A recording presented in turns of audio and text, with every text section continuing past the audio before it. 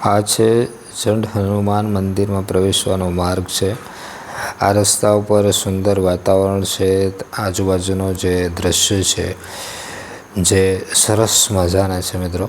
તમે આગળ જશો એટલે મંદિરની અંદર પ્રવેશ કરશો, આ મેઇન ગેટ છે તેનો। ત્યાંથી અમે સીધા દાદાના દર્શન કરવા માટે મંદિર પહોંચ્યા।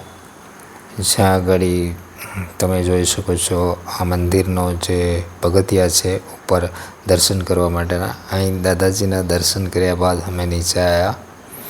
નીચે આજુબાજુનું જે વાતાવરણ છે જે સરસ મજાનો નજારો છે મિત્રો। તમે જ્યારે પણ જાઓ તો અહીં આગળ તમને અદ્ભુત દ્રશ્ય જોવા મળશે।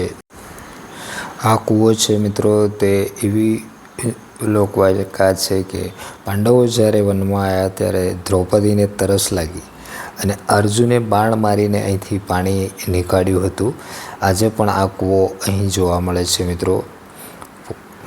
અહીંથી અત્યારે પાણી ચોમાસાને લીધે ઘણું બધું પાણી જાય છે અને બીજી ઋતુમાં પણ અહીંયા પાણી ક્યારેક ખૂટતું નથી, એવી લોકવાયકા છે। અહીંથી તમે સીધા ઉપર જશો એટલે ઉપર સરસ મજાનું જોવાલાયક વાતાવરણ છે મિત્રો।